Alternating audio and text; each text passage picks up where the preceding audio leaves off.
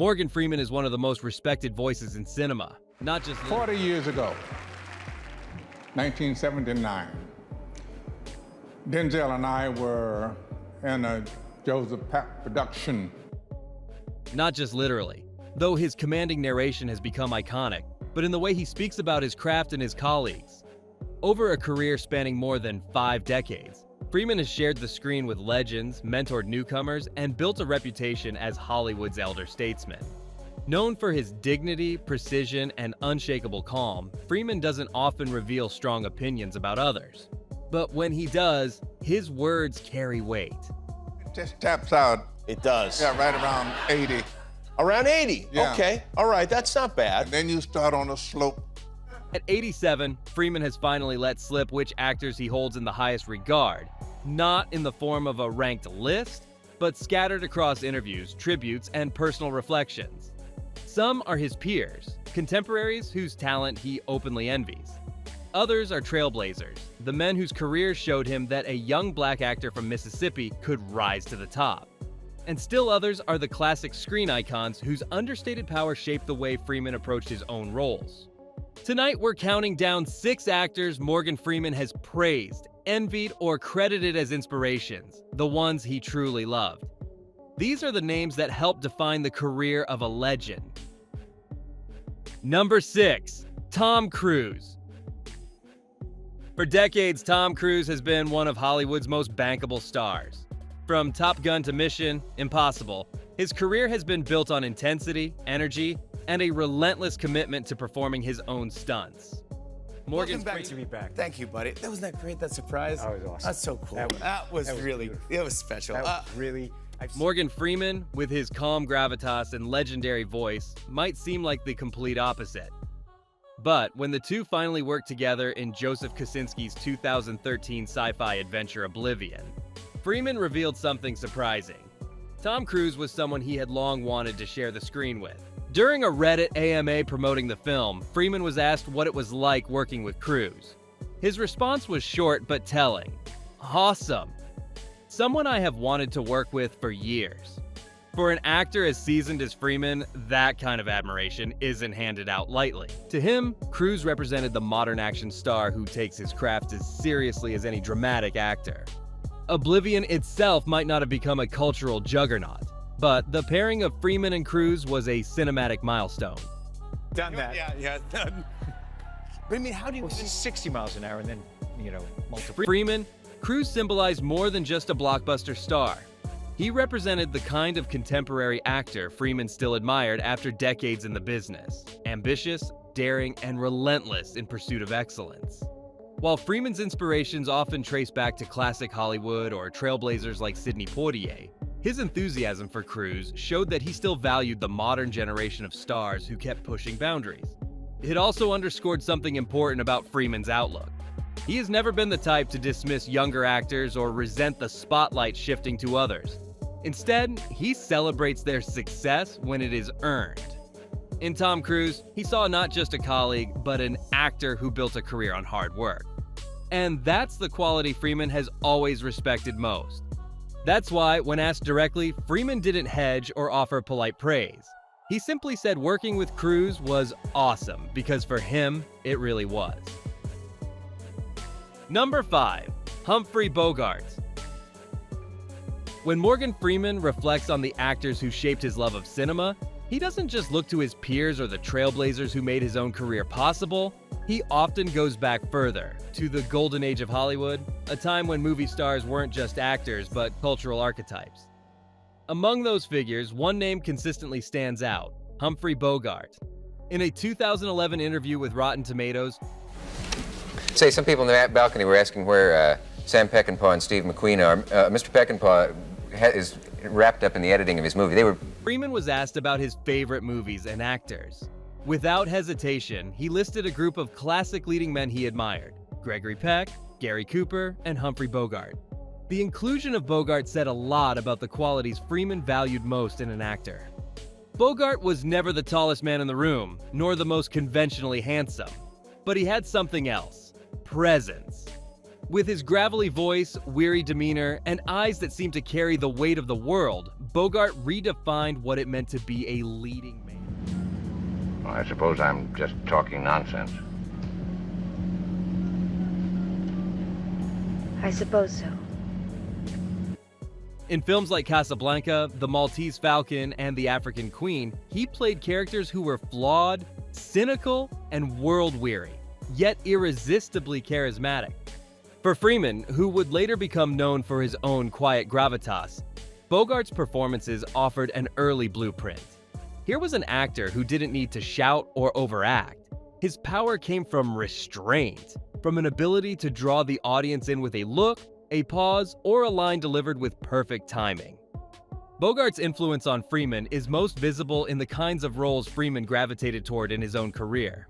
Characters like Detective Somerset in Seven or Red in The Shawshank Redemption carry that same understated authority Bogart mastered. Both actors had the rare ability to make audiences lean forward and hang on every word, not through flashy performances, but through authenticity. Freeman's admiration also highlights how much he values longevity. Bogart's career wasn't built on one big break, but on a steady climb through supporting roles until he finally emerged as a star in his 40s. Freeman followed a similar path, spending years in theater and television before becoming a household name with Driving Miss Daisy and Lean on Me in the late 1980s. In Bogart, Freeman likely saw a mirror of his own perseverance, proof that patience and dedication could eventually lead to greatness. When Freeman groups Bogart alongside Gregory Peck and Gary Cooper, he is essentially paying homage to the actors who taught him what screen presence really means. These were men who shaped not just the movies of their time, but the very idea of what a leading man should be. For Freeman, Humphrey Bogart remains one of the giants, a classic star whose influence still echoes in the performances of those who came after. Number 4. Gary Cooper. When Morgan Freeman talks about the actors who shaped his taste in cinema, one theme emerges again and again. He admires performers who do more with less. For him, true screen presence isn't about grand gestures or theatrical outbursts. It's about subtlety, restraint, and quiet conviction. That's why Gary Cooper, one of the most iconic leading men of classic Hollywood, makes Freeman's list of favorites. In his 2011 conversation with Rotten Tomatoes, Freeman grouped Gary Cooper alongside Humphrey Bogart and Gregory Peck as among his most admired actors. Cooper's career spanned decades, but he was best known for his roles in westerns and dramas, where his calm... Let me tell you something. Nowadays, everybody's got to go to shrinks and counselors and go on Sally Jesse Raphael and talk about their problems. His calm demeanor and understated heroism defined the story. Films like High Noon, Sergeant York, and Mr. Deeds Goes to Town showcased his unique ability to command the screen without raising his voice. For Freeman, Cooper embodied a type of performance he himself would later be known for. Cooper didn't rely on flashy tricks or exaggerated emotion, he simply was. His characters carried moral authority and emotional weight precisely because Cooper delivered them with authenticity. Watching him, Freeman saw proof that a performance could be powerful without ever being loud. High Noon is perhaps the clearest example. As Marshal Will Kane, Cooper plays a man abandoned by his community, forced to stand alone against a gang of killers. He doesn't rant or rage, instead his quiet determination drives the film's tension. The role won Cooper an Academy Award, and it remains one of the most revered performances in Hollywood history. It also foreshadowed the kind of roles Freeman himself would later take on, characters who face impossible odds with calm resilience. Freeman has often gravitated toward parts that echo Cooper's stoicism. Whether it's Detective Somerset in C7N, Principal Joe Clark in Lean on Me, or even God himself in Bruce Almighty, Freeman channels a similar sense of grounded authority. Like Cooper, he doesn't need to dominate scenes with noise. His power lies in his ability to hold the audience's attention through quiet strength. What also links the two actors is their moral seriousness. Cooper was often cast as the embodiment of integrity, a man who stood for justice even when it was unpopular. Freeman has played countless roles with that same through line. From mentors to moral anchors to reluctant heroes. When Freeman cites Cooper as a favorite, he is acknowledging a kindred spirit, an actor whose craft aligned perfectly with his own instincts about storytelling. By placing Gary Cooper on his list, Freeman shows his appreciation for the understated art of acting. In Cooper, he found proof that subtlety can be more powerful than spectacle, and that true screen heroes are defined not by volume, but by conviction. Number 3. Gregory Peck. When Morgan Freeman recalls the actors who left a lasting imprint on him, Gregory Peck's name always rises to the top. I had a good friend, a sensitive and precise actor, James Mason. And James didn't have a whole lot of jokes. Like Humphrey Bogart and Gary Cooper, Peck belonged to a generation of classic Hollywood leading men whose gravitas and moral clarity defined an era. But among them, Peck stood out for the way he embodied decency itself, a quality that Freeman deeply admired and often carried into his own performances. In his 2011 Rotten Tomatoes interview, Freeman cited Gregory Peck as one of his favorite actors, alongside Bogart and Cooper. He specifically mentioned Moby Dick, 1956, as a film he loved partly because Peck played Captain Ahab. While the movie itself divided critics, Freeman was drawn to Peck's intensity and conviction. That detail reveals much about Freeman's taste. He doesn't just admire polished classics, but also performances where an actor pours everything into a role, elevating the story regardless of its flaws. Of course, Peck's most enduring role was Atticus Finch in To Kill a Mockingbird, 1962. As the principled lawyer defending a wrongly accused black man in the racially charged South, Peck created one of the most iconic portrayals of integrity in American cinema. The role earned him an Academy Award and cemented his legacy as Hollywood's moral compass. For Freeman, who grew up in Mississippi during segregation, the power of seeing a white leading man stand firmly for justice on screen cannot be overstated. Atticus Finch wasn't just a character, he was a beacon of hope. Peck's screen persona consistently reflected values of honesty, courage, and compassion. These were the very traits Freeman himself would become known for in roles like Nelson Mandela in Invictus or Red in The Shawshank Redemption. When Freeman praises Peck, he is acknowledging not just an actor's skill, but the way Peck's characters aligned with timeless human ideals. What sets Peck apart from some of Freeman's other favorites is the way he bridged artistry and activism. Off-screen, Peck spoke out against the Hollywood blacklist and supported civil rights causes. He wasn't simply playing noble men, he lived those convictions. That blend of personal and professional integrity is something Freeman has always valued, and in many ways, mirrored in his own carefully curated career. Freeman's admiration for Peck also underscores his appreciation for restraint. Peck never overplayed his roles. He conveyed strength with a calm presence, often letting silence or a steady gaze carry the weight of a scene. Freeman, with his deep voice and measured delivery, built his own career on a similar philosophy. Both men understood that subtlety can command more respect than theatrics. By placing Gregory Peck among his most loved actors, Freeman is saluting a man whose performances carried not just entertainment value, but moral weight. Peck's legacy as Atticus Finch and beyond continues to remind audiences, and Freeman himself, that great acting isn't just about inhabiting a character. It's about embodying values that outlive the film itself. Number 2. Sidney Poitier. For Morgan Freeman, few names carry as much weight as Sidney Poitier.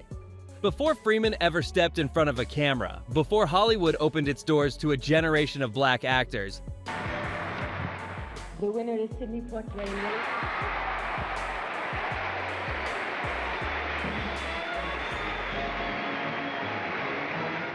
Poitier was already there, breaking barriers and reshaping the industry.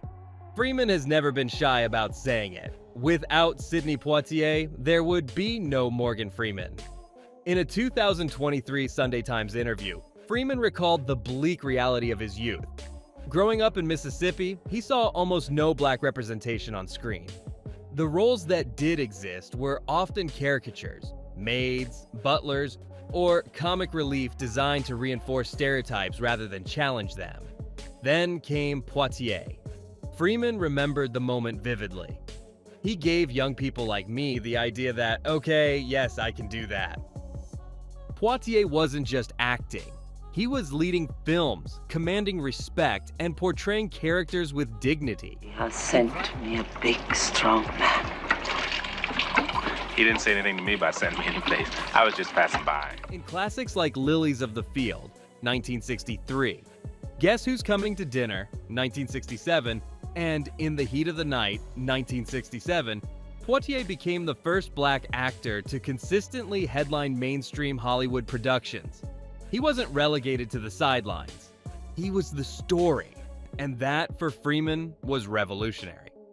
James Poe, William Barrett, Martin Baum, and of course, the members of the Academy. For all of them, all I can say is a very special thank you. Freeman has often said that he once told Poitier directly, "I wanted to be like you." That confession says everything about the depth of his admiration. Poitier didn't just inspire Freeman to act. He showed him it was possible to dream of a career that had seemed unreachable. In Poitier's career, Freeman found a roadmap for his own. What Freeman admires most is not just Poitier's success, but the way he carried it. Poitier navigated the racism of mid-century Hollywood with grace, refusing roles that demeaned his dignity. He insisted on portraying characters who were intelligent, capable, and proud. In doing so, he paved the way for the generations who followed, including Freeman himself.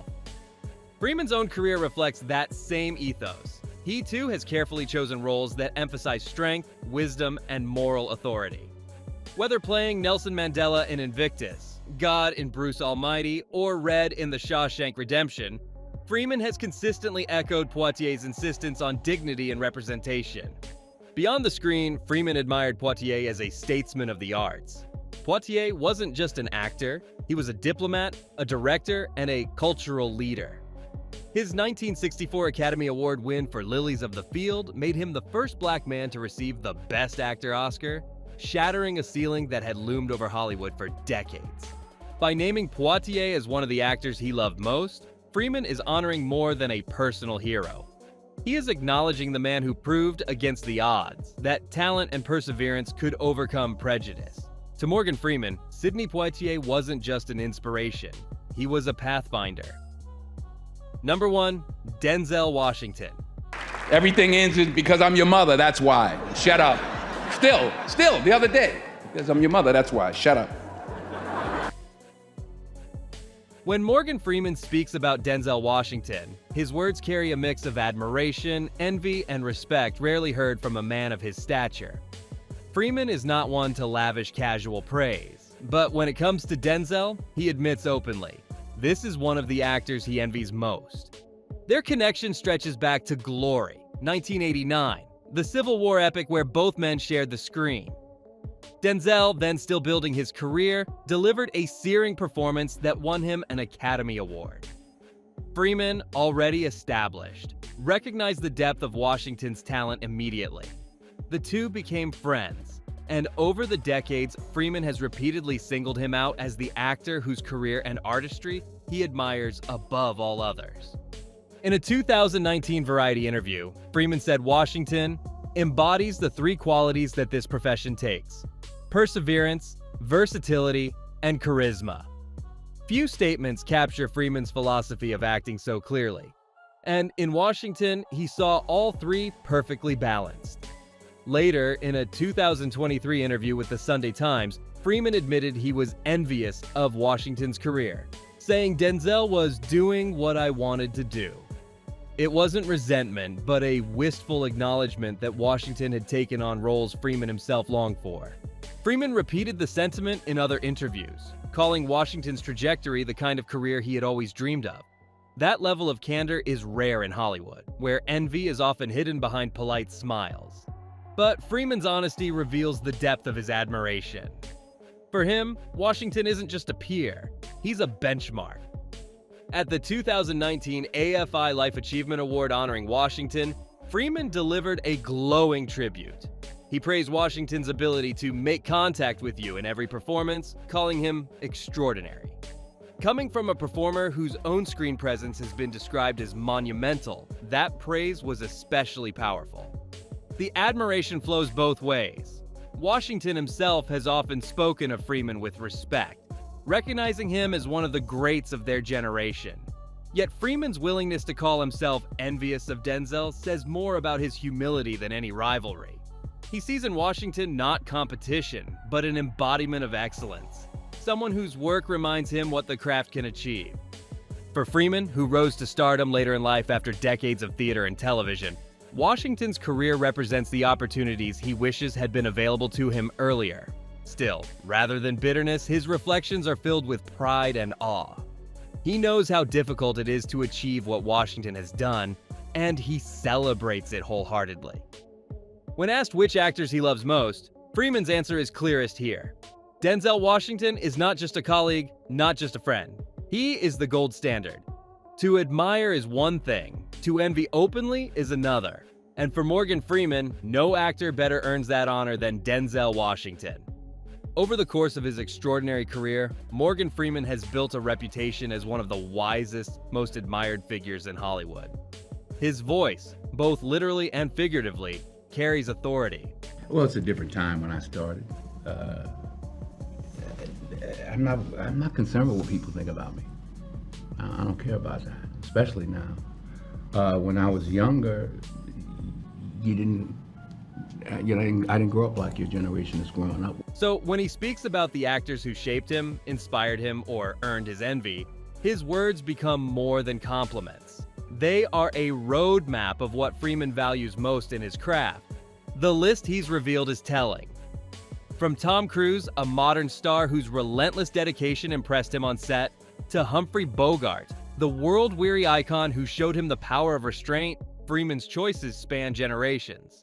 Gary Cooper embodied understated heroism, while Gregory Peck defined integrity and moral courage. Sidney Poitier was the trailblazer who gave Freeman permission to dream, proving that serious roles for black actors were possible. And finally, Denzel Washington, the colleague he admires and even envies, stands as the living embodiment of the career Freeman respects most. What unites these names is not box office success or fame alone, but qualities Freeman treasures: discipline, authenticity, moral weight, and presence. These are the traits he carried into his own roles, from The Shawshank Redemption to Invictus. By honoring these actors, Freeman is also revealing something about himself, the type of artist he has always aspired to be. At 87, Morgan Freeman doesn't need to prove anything. His legacy is secure. But in sharing his admiration, he has given us insight into the lineage of talent that shaped him, the giants whose shadows he walked in, and the peers whose brilliance he still celebrates. In the end, Freeman's favorites are not just his heroes. They are a reflection of his own journey, reminding us that even legends have legends of their own.